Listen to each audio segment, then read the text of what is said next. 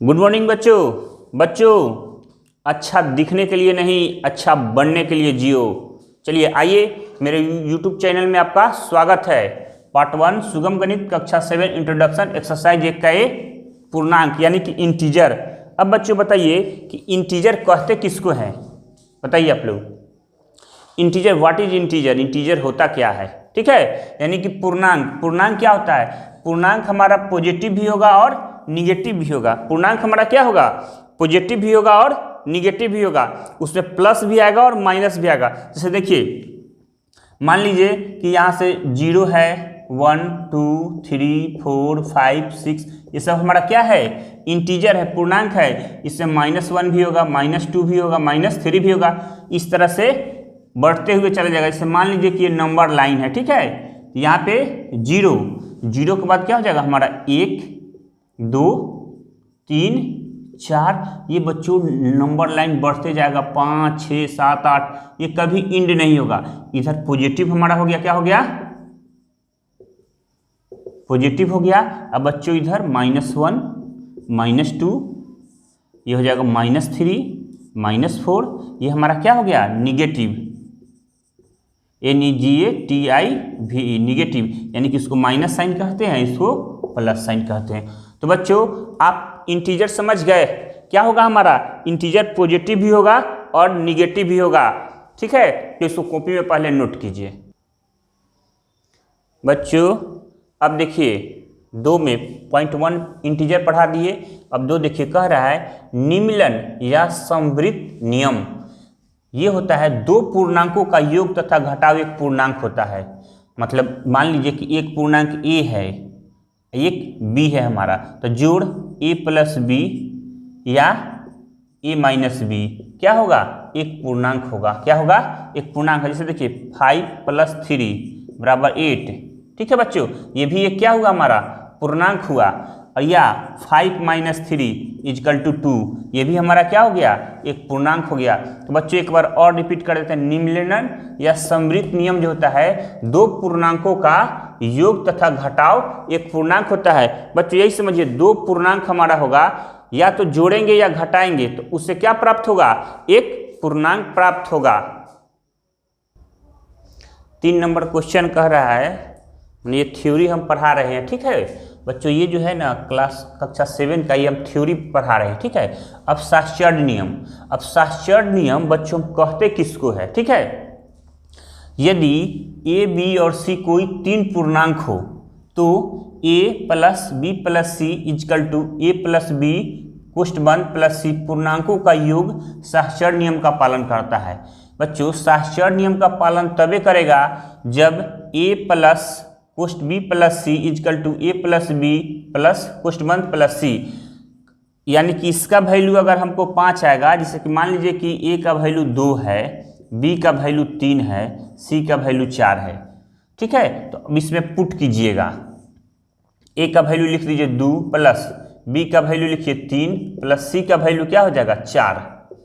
अब बराबर इसमें a का वैल्यू लिखिए 2 प्लस b का वैल्यू लिखिए 3 प्लस c का वैल्यू लिखिए 4। बच्चों ये दोनों को अगर जोड़िएगा, अगर बराबर आ गया तो ये हमारा साहचर्य नियम का पालन करता है। अगर बराबर नहीं आएगा तो साहचर्य नियम का पालन नहीं करेगा। तो देखिए बच्चों, पहले कोष्ठ का हम प्रयोग करेंगे।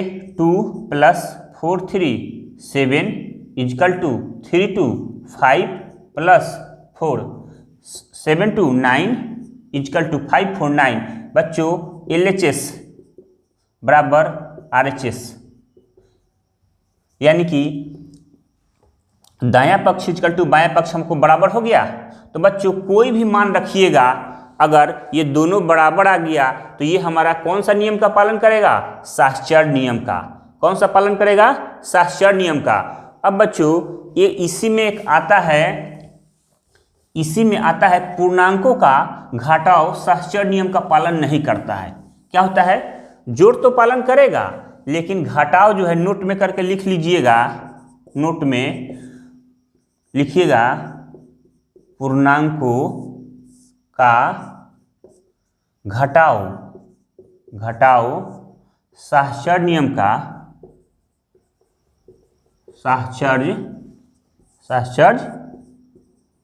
नियम का पालन नहीं करता है, नहीं करता है। समझ गए? ये साहचर्य नियम का पालन हमारा नहीं करेगा। अब बताइए कैसे नहीं करेगा, खुद बताइए। तो देखिए ये हमारा हो जाएगा a minus B minus C equal to कुष्ठ बंद a minus B minus C. तो ये होगा, तो ये बराबर नहीं होगा। ये क्या होगा हमारा? बराबर नहीं है। इसको दोनों का सिंबल को हम लोग बोलते हैं बराबर नहीं है। अब देखिए बच्चों, अगर मान लीजिए कि उसमें हम ए का वैल्यू अगर रखते हैं आप 2, बी का वैल्यू रखते हैं 3, सी का वैल्यू रखते हैं 4। अगर साहचर्य नियम का पालन करेगा तो इसका वैल्यू मानिए कि 5 आएगा, तो इसका भी 5, इसका भी 4 तो इसका भी 4, इसका 3 तो इसका भी 3।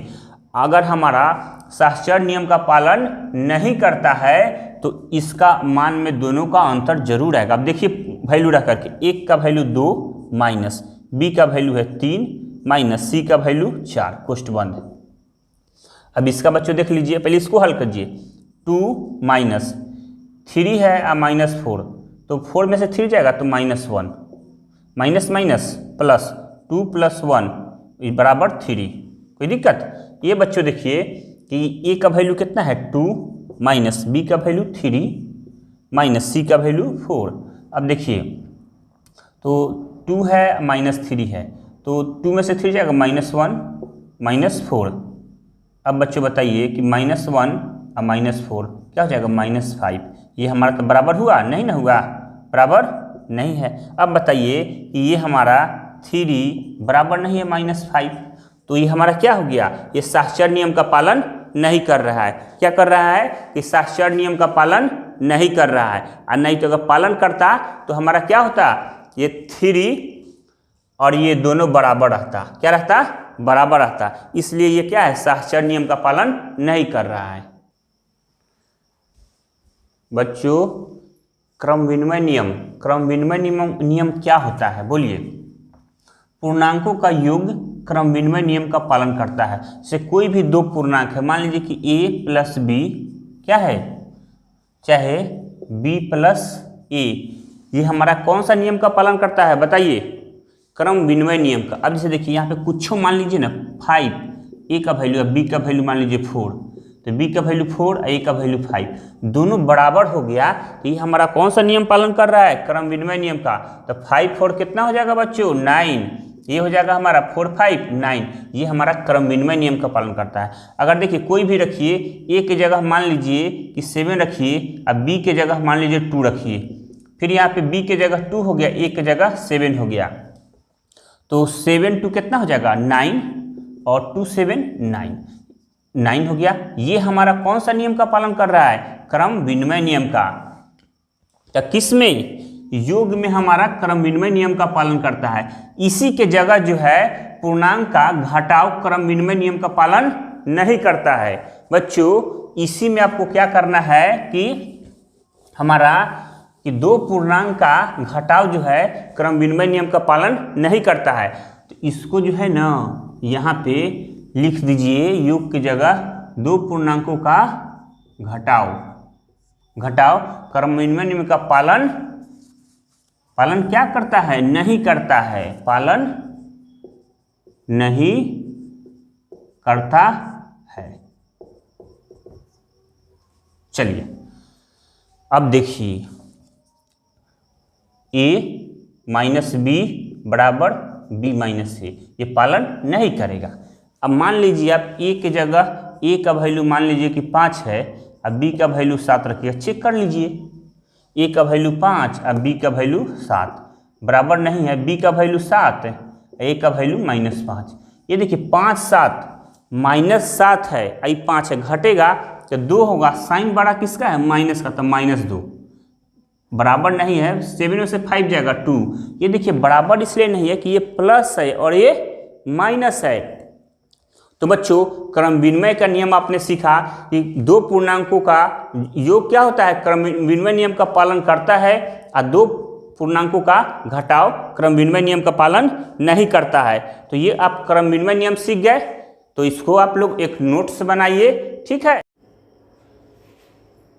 अब हम देखेंगे कि योज प्रतिलोम पूर्णांक a और -a को एक दूसरे का योज प्रतिलोम कहा जाता है। अब योज प्रतिलोम में होता है कि हमारा क्या हो जाएगा, जैसे कि a होगा और -a होगा, क्या हो जाएगा 0। इसी चीज को हम क्या कहते हैं, योज प्रतिलोम कहते हैं। अब देखिए बच्चों कि 6 - 6 बराबर 0, फिर क्या होगा 5 - 5 बराबर 0, यानी 5 + -5, फिर इसको करिए 5 - 5 इक्वल टू 0। तो यानी कि योज प्रतिलोम होगा ना, अगर ये -6 रहेगा तो ये +6 होगा, अगर ये हमारा +7 है तो -7 हो जाएगा 0। यानी कि हमको प्लस रहेगा तो माइनस और माइनस रहेगा तो प्लस करना है। तो ये हमारा क्या हो गया, योज प्रतिलोम। क्या हो गया, योज प्रतिलोम। बच्चों अब योज तत्समक, ठीक है, तो पूर्णांक 0 को हम योज तत्समक कहा जाता है। पूर्णांक 0 को हम लोग योज तत्समक कहते हैं। योज प्रतिलोम समझ गए। योज प्रतिलोम क्या होता है, एक प्लस होगा तो एक माइनस, एक माइनस होगा तो दूसरा प्लस हो जाएगा। योज तत्समक किसे कहते हैं, पूर्णांक 0 को हम लोग योज तत्समक कहा जाता है। चलिए बच्चों अब हम देखेंगे कि सुगम गणित कक्षा 7 प्रश्नमाला 1 का 1 क्वेश्चन है। क्वेश्चन नंबर 1, क्वेश्चन नंबर 1 हमको क्या कर रहा है, पूर्णांकों के जोड़ का जो गुणधर्म प्रदर्शित होता है उसका नाम लिखे। पूर्णांकों का जोड़ का जो गुणधर्म प्रदर्शित होता है उसका नाम लिखना है, सिर्फ नाम लिखना। क्वेश्चन नंबर 1 क्या कर रहा है, 5 + -3 = -3 + 2। अब ये कह रहा है किस नियम का पालन करता है, यह पूछ रहा है किस नियम का पालन करता है। तो बच्चों आपको हमने बताया है, चेक कर लीजिए, 5 + -3 = -3 + 5, 5 + 3 गया 2 = -3 5 + 2, हमारा दोनों बराबर हो गया, दोनों बराबर हो गया। तो बताइए कौन सा नियम का पालन कर रहा है, बताइए, पालन कर रहा है क्रम विनिमय नियम का, नियम का पालन कर रहा है, ठीक है, पालन कर रहा है। ये हमारा कौन सा नियम का पालन कर रहा है, क्रम विनिमय नियम का पालन कर रहा है। चलिए बच्चों अब बनाइए इसका क्वेश्चन नंबर 2। ये किस नियम का पालन कर रहा है, तो दोनों अगर मिल जाएगा हमारा तो साक्षर नियम का पालन करेगा, दोनों नहीं मिलेगा तो साक्षर नियम का पालन नहीं करेगा। तो अब इसको चेक कर लीजिए बच्चों, -7 पोस्ट 1 प्लस, पहले पोस्ट का क्रिया करते हैं, 1 + -6 पोस्ट 1 इक्वल टू, ये छोटा पोस्ट दे दीजिए, क्या मध्यम पोस्ट दे दीजिए, -7 और +1, 7 में से गया 6 -6 पोस्ट 1 दे दीजिए और +-6, तब +-6 क्या हो जाएगा, -6। अब ये देखिए बच्चों, एक है -6 है, एक घटेगा तो -7 + -5 पोस्ट 1 इक्वल टू -6, ये -6। अब बच्चों देखिए -7 + -5 इक्वल टू -6 7 5 12 -12 इक्वल टू -6 6 12। अब बताइए बच्चों कि हमारा कौन सा गुणधर्म पालन करता है, बताइए। तो ये जो हमारा है वो साक्षर नियम का पालन करता है। ये कौन सा नियम का पालन कर रहा है, साक्षर नियम का, साक्षर नियम का ये हमारा क्या कर रहा है, पालन कर रहा है, ठीक है। तो अब समझ गए ना, अगर ये दोनों -12 अगर नहीं होता, दूसरा कोई रहता तो इस साक्षर नियम का हमारा पालन नहीं करता, तो 2 हो गया। ये क्रम विनिमय नियम का पालन कर रहा है और ये हमारा साक्षर नियम का पालन, क्रम विनिमय नियम का पालन कब करेगा, जब दोनों बराबर आएगा तब। साक्षर नियम का 3 गो होता है, ये आपको हम थ्योरी में पढ़ाए, इंट्रोडक्शन में देख लीजिए आप लोग, ठीक है। तो इंट्रोडक्शन में हम पढ़ाए हुए हैं इसको, तो ये हमारा क्या होगा, साक्षर नियम का पालन कर रहा है, ठीक है। तो आगे अब फिर आप लोग बनाइए। अब देखिए ये क्वेश्चन नंबर 2 है, निम्नलिखित पूर्णांकों के योज प्रतिलोम लिखिए। अब बच्चों योज प्रतिलोम क्या होता है, बोलिए। योज्य प्रतिलोम क्या होता है हमारा, अगर प्लस है तो माइनस साइन कर देना है, माइनस है तो प्लस साइन कर देना है, यानी कि जोड़िए घटाइए तो जीरो आ जाए, बस यही एक फंडा है। यहाँ पे प्लस है 10 तो योज्य प्रतिलोम इसका क्या हो जाएगा -3, ये है -3 है, इसका 2 नंबर का योज्य प्रतिलोम क्या हो जाएगा +3। बच्चों ये -9 है तो इसका योज्य प्रतिलोम क्या हो जाएगा +10। अब देखिए बच्चों ये जीरो हमारा, ये जीरो जो होता है, जीरो कैसा नंबर है, ये होल नंबर है, क्या है हमारा होल नंबर है, में से जीरो है। जीरो ना हमारा पॉजिटिव होता है ना निगेटिव होता है, जीरो न धनात्मक होगा न ऋणात्मक होगा, ठीक है, इसलिए जीरो का योज्य प्रतिलोम क्या हो जाएगा जीरो भी होगा। तो बच्चों एक बार और समझ लीजिए, योज्य प्रतिलोम का मतलब होता है कि यानी कि प्लस रहेगा तो वहां पे माइनस कर दीजिए, माइनस है तो प्लस कर दीजिए, यानी कि +5 है तो -5 कर दीजिए, -10 है तो +10 कर दीजिए, +4 है तो -4 कर दीजिए, यानी कि पॉजिटिव है तो निगेटिव, यानी प्लस है तो माइनस लगाइए, माइनस है तो प्लस लगाइए, बस इसी में समझिए कि आपका योज्य प्रतिलोम समाप्त हो गया। अब बच्चों क्वेश्चन नंबर 3 देखिए, निम्नलिखित में पूर्णांकों के योज्य तत्समक पहचानिए, माने योज्य तत्समक। बच्चों अब हम थ्योरी में इंट्रोडक्शन में आपको पढ़ाए हैं कि योज्य तत्समक कहते किसको हैं, योज्य तत्समक कहते किसको हैं। अब देखिए ये हमारा जीरो जो हुआ यही हमारा योज्य तत्समक हो गया आंसर, ये ऑब्जेक्टिव है तो जीरो हमारा क्या हो गया योज्य तत्समक हो गया, ये हमारा। बच्चों तो हमारे वीडियो को देखिए और अधिक से अधिक शेयर कीजिए, लाइक कीजिए, सब्सक्राइब कीजिए और आप सीखिए और दूसरों को भी सिखाइए, ठीक है। तो वीडियो देखने के लिए धन्यवाद। बच्चों एक चीज हम आपसे कहना चाहेंगे कि अच्छा दिखने के लिए नहीं, अच्छा बनने के लिए जियो।